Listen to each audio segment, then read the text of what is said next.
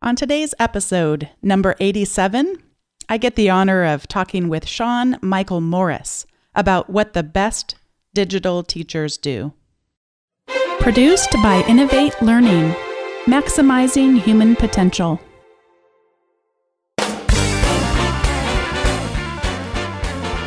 Welcome to this episode of Teaching in Higher Ed.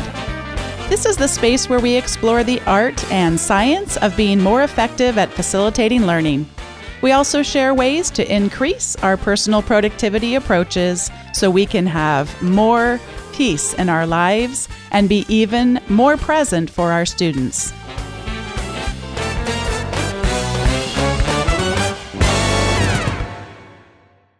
It's always fun when you find someone on Twitter that with every tweet makes you think more critically about what you do. And today's guest fits that category perfectly. I'm welcoming today Sean Michael Morris. He is a digital teacher and pedagogue, and his experience is in networked learning, MOOCs, digital composition and publishing, collaboration, and editing. He's been in digital teaching and learning for 15 years and has been profoundly influenced by the philosophy of Paulo Freire and so many of the contemporary analogues to him, the work of Howard Rheingold Cathy Davidson, who's a former guest of Teaching in Higher Ed, Dave Cormier, and Jesse Stommel, who's also been on Teaching in Higher Ed before. And I'm just absolutely thrilled to have the opportunity to be challenged by him and to get to expose so many of you to his work. So welcome to the show. Thanks for having me on. Well, I talked a little bit about your bio, and I got it off of your blog, as you know, and it speaks so well to who I see you as, just your whole person, but I know that there's a little bit behind that I didn't share. Could you share a little bit about your professional endeavors? I'm currently an instructional designer in the office of the provost at Middlebury College. I work with Amy Collier there. And you've spoken with Amy, actually, in the past. Yeah. And it's a real privilege to have that, to be in that position. I've actually done instructional design for several years. I started as an instructional designer. I was actually an instructional designer before I was a teacher, and I was in the corporate world. That was about, 15 years ago, something like that. And then started actually doing teaching work. And kind of have been all over the place for the last 15 years in education and in and around education.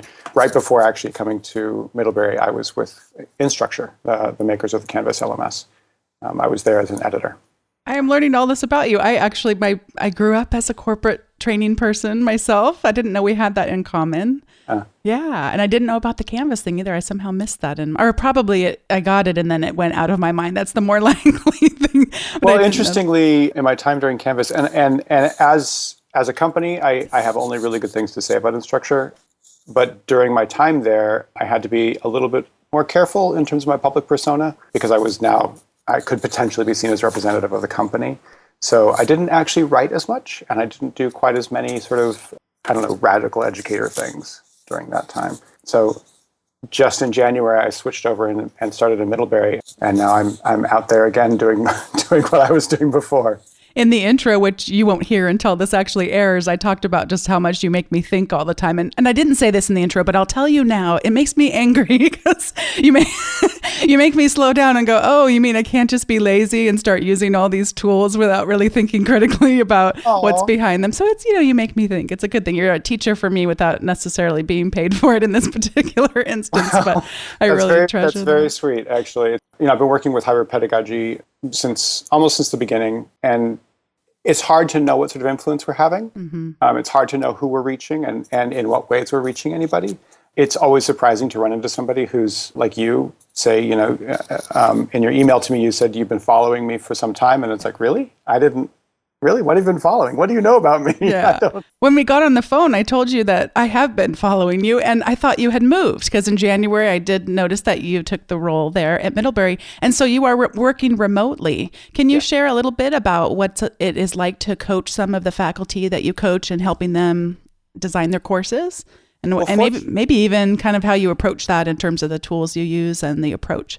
Sure. Yeah, and at Middlebury, actually, a lot of the faculty that I'm working with are also remote because I'm working with people at their Monterey campus and then also in the language schools, and those folks are sort of scattered all over the place. in terms of actually just communication, it's just sort of finding the right tools for talking back and forth and actually collaborating in certain ways.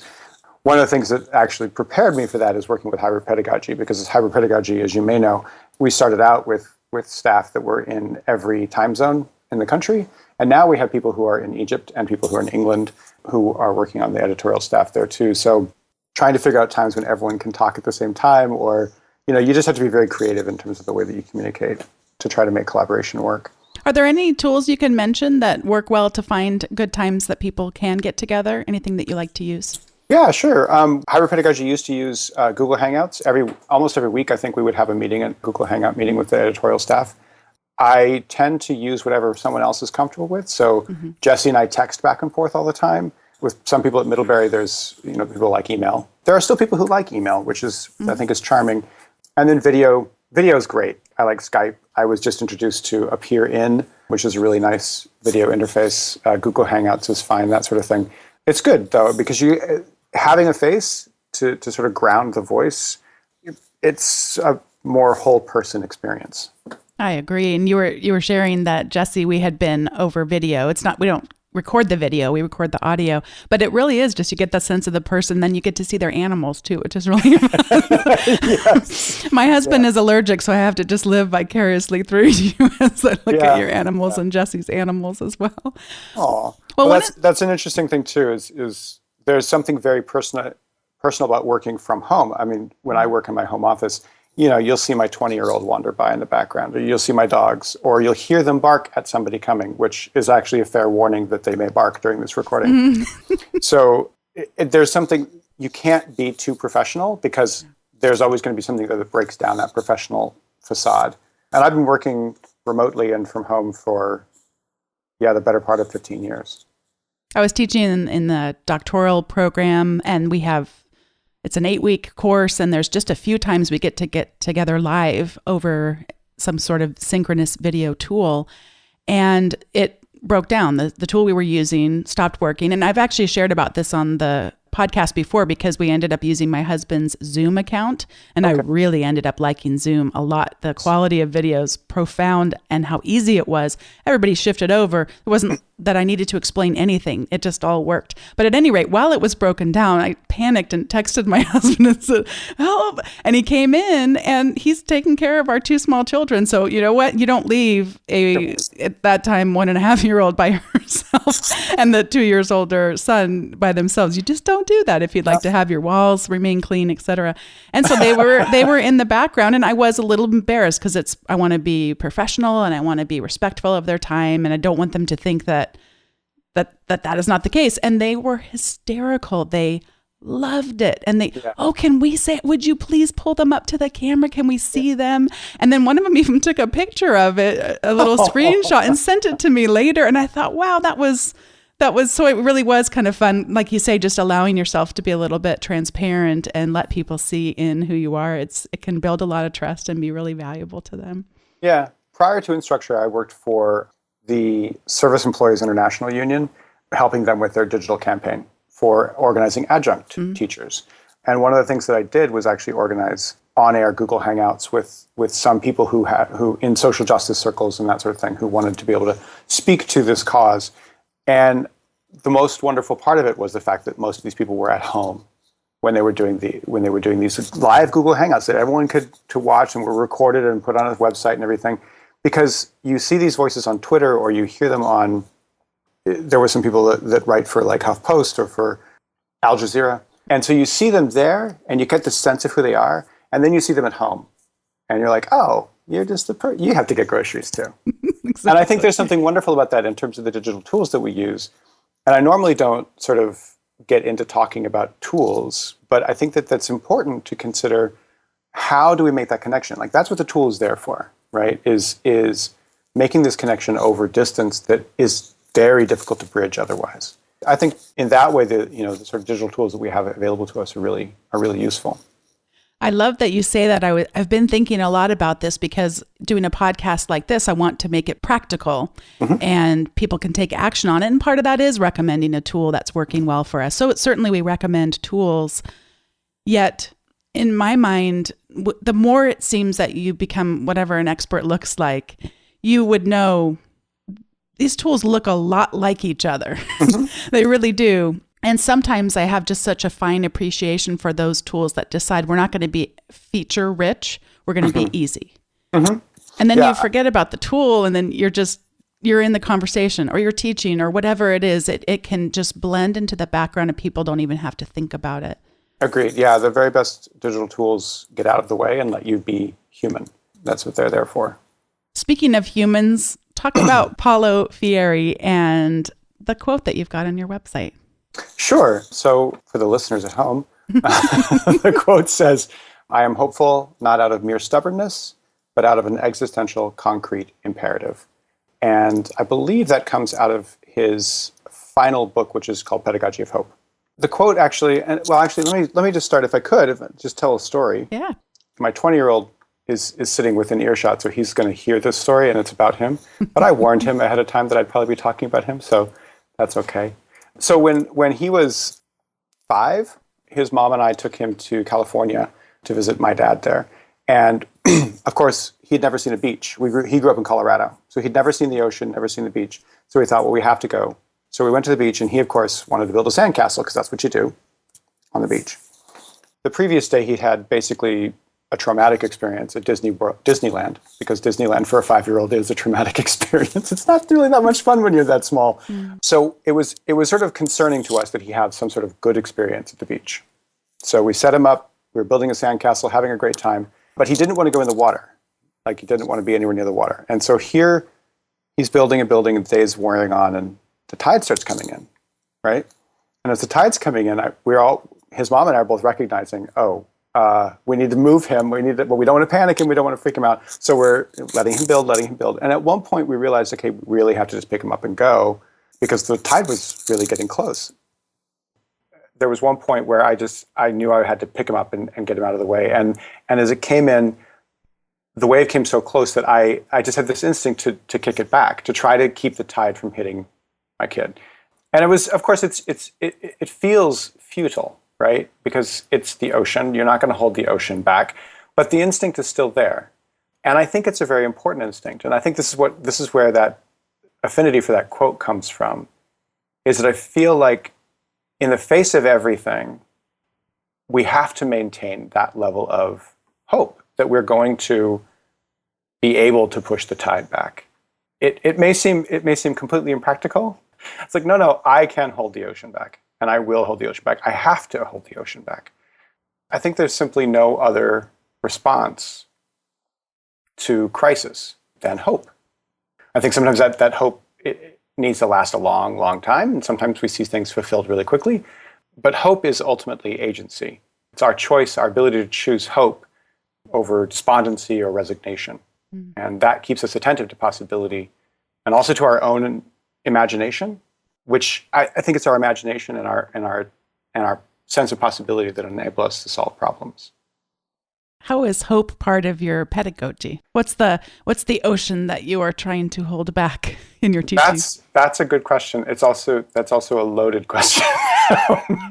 Because there's probably a lot of people who wouldn't agree that the ocean I'm trying to hold back is an ocean that needs holding back. There's a great deal in education now that works against agency and that works against empowerment of students. But I also think it works against the agency and empowerment of teachers. These are systems that we have in place. These are bureaucracies, but there's also just this sense of the conversation of school as a way to get a better job. And I know that's a reality for a lot of people. A lot of people, especially in community colleges, they're going and they're getting their associates so that they can get a better job, or they can get a raise at their current job. And I know that's a reality for people. And in some ways, that's the ocean. The ocean is a reality too, but we have to push against that. There has to be some other reason or an additional reason or a deeper reason why we're in education. It can't just be for a job. When we teach, I also believe that we shouldn't just be teaching content, that we're not just teaching to standards, we're not just teaching to the test. We're not teaching so that our students will finish the semester and vacate the classroom, and then we can start over again in the same way again. I taught for a little while at University of Colorado Boulder. I taught creative writing there. And there was one semester that I taught where I didn't want my students to leave. I felt so close with them and felt so so strongly that they'd realized things about themselves and about their lives, and yeah, they'd also done some creative writing. But the point of the course was really to figure themselves out, which is the work a writer does, right? So it's actually all about creative writing. But at the end of the course, I didn't want it to end. I didn't want them to just pass a test and leave. Of course, it did have to end, and all those things happened. But I thought very carefully about like my final words. What was I going to tell them? Like, how was I going to send them off? You know, we see the teachers in Hollywood all the time, right? The sort of like idealized teacher, the Robin Williams, and that sort of thing. And there's problems with that. It's not necessarily practicable, the sorts of stunts that they pull. But there's something that activates the imagination in anyone who teaches. And I think that's something to pay close attention to. When our imagination is being activated, when we feel unreasonably passionate about our subject matter, when we feel unreasonably passionate about learning, that's something we need to follow. Too many teachers are caught in this cycle of teaching content, grading homework, teaching tests, grading tests, and then just out they go. Teachers don't want that. That's not why they got into teaching. They want something more than that. And I feel like that's part of the ocean that we're trying to fight against, is this idea that this is just a bureaucratic exercise, because it's so much more than a bureaucratic exercise. I've recently been in discussions with people about designing courses, right? And we're currently running a MOOC that Howard Pedagogy runs on a regular basis. And would you just share real quickly what a MOOC is? Sure. So MOOC started. I love that. Every time I see it on Twitter, it just makes me chuckle. Yeah, and it started almost as a tongue-in-cheek sort of poke at MOOCs, right? It started in 2012. We had our very first MOOC, which 2012 was the year of the MOOC. And I was talking to Jesse on the phone, and he said, we need to do a MOOC. And I said, okay, well, let's do a MOOC. And I said, but it's got to be a MOOC about MOOCs, because higher pedagogy is about looking at things critically. So it can't just be a MOOC about like English or a MOOC about, it has to be a MOOC about a MOOC. So that's how MOOC got started. And we've run one every year since then. And this is the 6th iteration, and we're doing a MOOC that focuses on instructional design. With the idea that instructional design, and this is where some people would object to what I'm saying, but I think that instructional design as it stands is part of the ocean we need to hold back.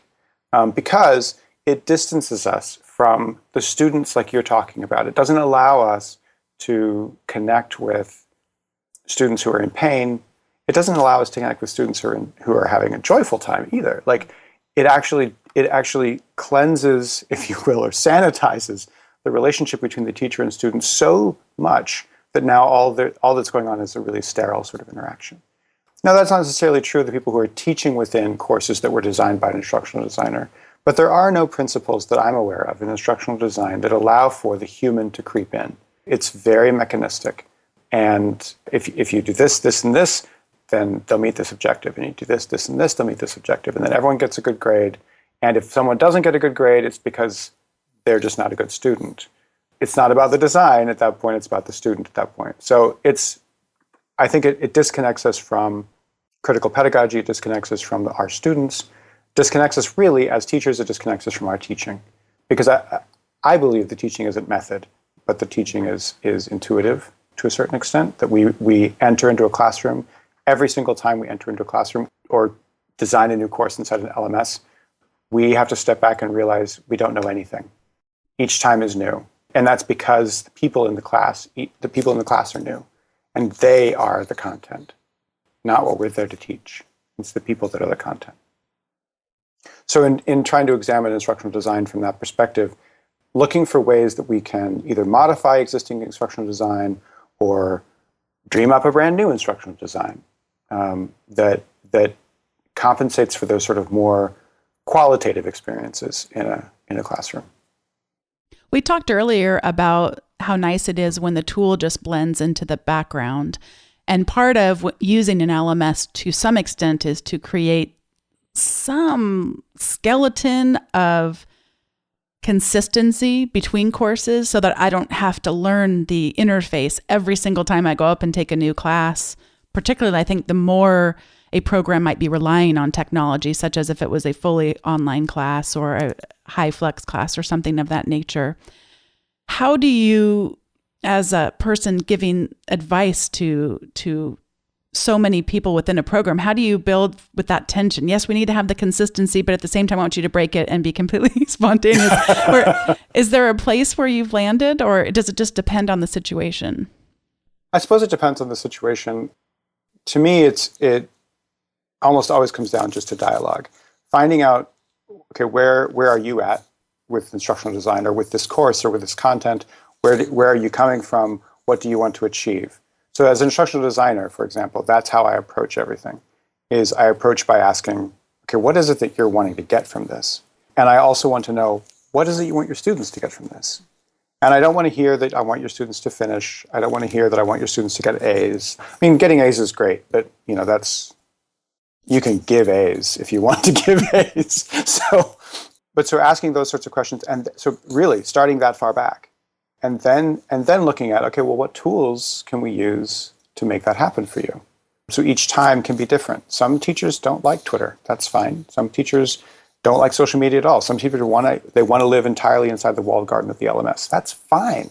As long as what you're doing inside there is inspiring agency and helping your students learn about themselves and learn about their own power, you can do that inside the LMS. Jesse posed the question the other day on Twitter.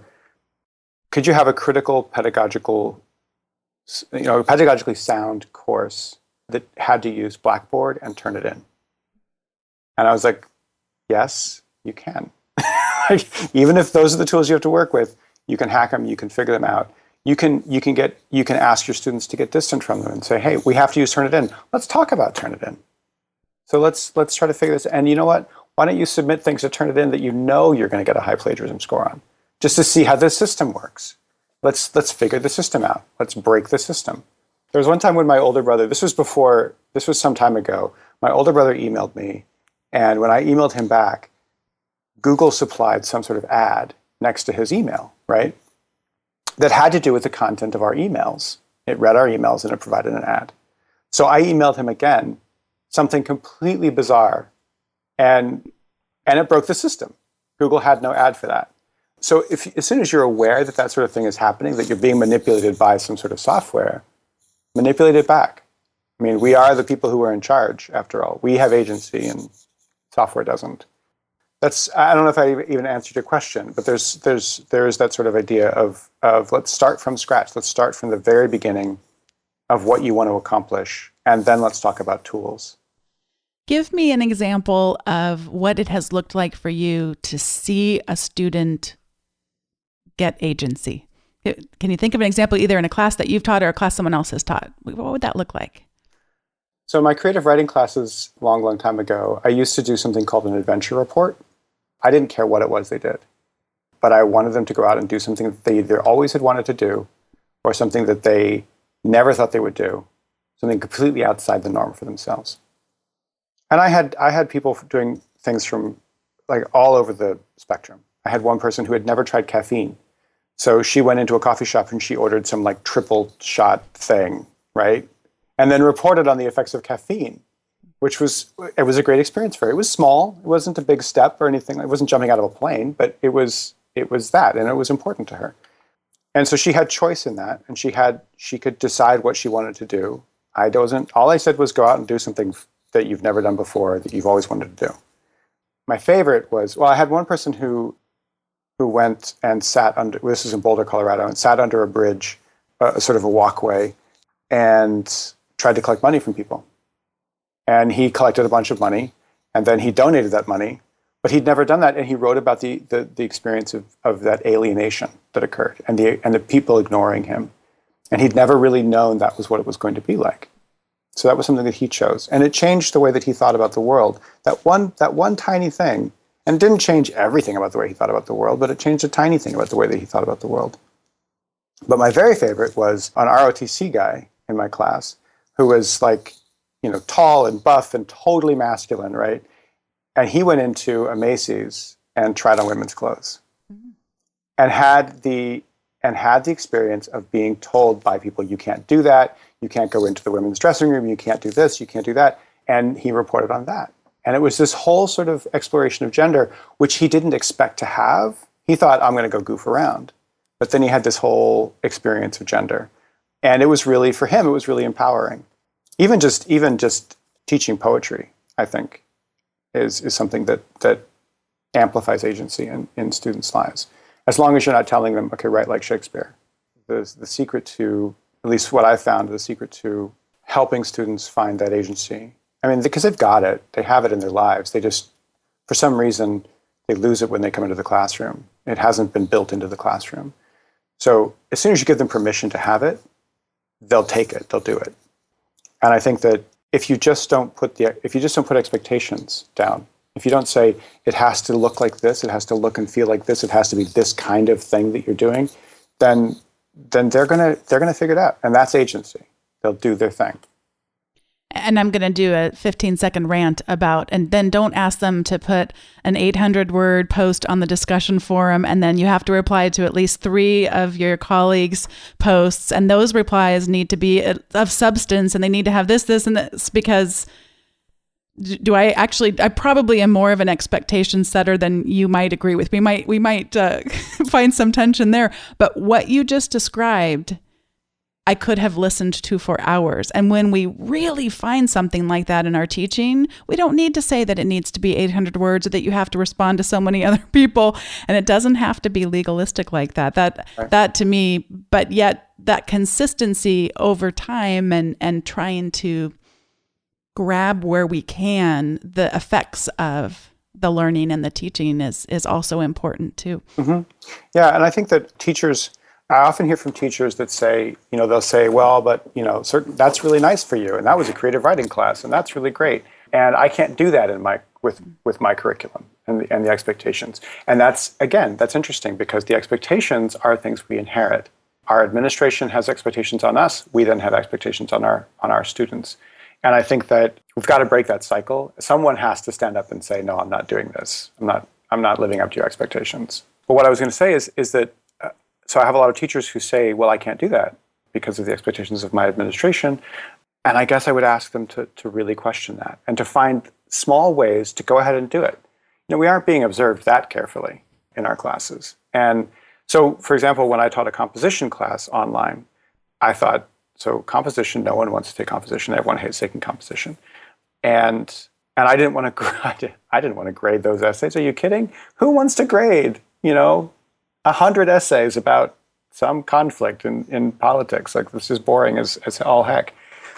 So I gave them an adventure report as well. It's a composition class. But it was one of the very first things that we did because I wanted them to recognize that there was a quality of personal narrative that goes into every composition, that you're not divorcing yourself from your writing at any point. And a lot of academics, especially folks who have, gone all the way up to their PhD and that sort of thing, would disagree with me. They would say, well, actually, you're supposed to leave the person out of you, your personal side out. You don't even use the first person in writing, right? Which is not the case on hybrid pedagogy, by the way. We are all about people's stories on hybrid pedagogy, but I try to encourage learners to recognize that no matter what you're writing, no matter what your homework is, no matter what your assignment is, you are there.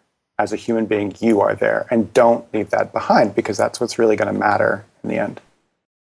This is the time in the show in which we are going to each get to share a recommendation, and I'm going to actually pass mine over to you because my recommendation is that all of us, including me, check out some of the new courses that you are offering on your site. So could you talk a little bit about your classes and how we could get involved in those?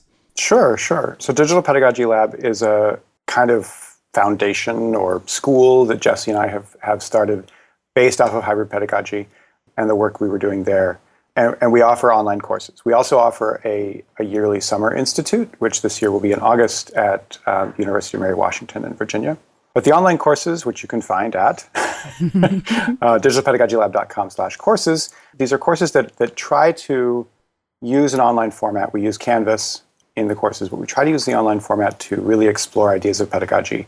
And all of them are set up in a way that what you're really developing is community and sharing and collaborating on ideas with other students. There's some like quote unquote required reading. There's discussions, but no post once, respond twice kind of requirement. There's Twitter chats. There's all kinds of different fun activities that we do that really try to get people outside of their standard way of thinking about pedagogy. We have one coming up actually really soon called Teaching with Twitter that Jesse is teaching that's all about using Twitter in both your online classroom and your hybrid classroom. So in order to bring students into a much larger conversation with other educators and with other students and with the public at large. And there's some Twitter activism stuff in there, and there's a lot of other stuff that relates to using Twitter. And then we have a couple of others coming up this spring. There's the Intro to Digital Humanities Pedagogy, which should be really interesting for some digital humanities folks out there. There's a Learning Online course that I'm teaching, which just explores the whole idea, what happens when we bring learning online. And then we'll be teaching a course actually with me and Amy Collier, we'll be teaching a course on critical instructional design. And for anyone that hasn't been listening for that long and missed the episode with Jesse, he gave an episode where I wouldn't say it was an overview. I don't think either of us was that focused or disciplined to stay on it, but the subject was teaching with Twitter, and we talked a little bit about the courses there too. So I'd encourage people to check out that episode. I'll be linking to all of the things that we're talking about in this episode at teachinginhighered.com/87. And now I'm going to pass the recommendations officially over to you. I know you have a few things you want to recommend. Sure, yeah. So these are all books. So I'm reading through 3 books. A Pedagogy for Liberation, which is Paulo Freire and Ira Shore. And the thing I like about that book is it enacts critical pedagogy because it's a conversation, it's a dialogue between Ira Shore and Paulo Freire. And to me, the best pedagogical research is dialogue. So to me, it's really wonderful to read it.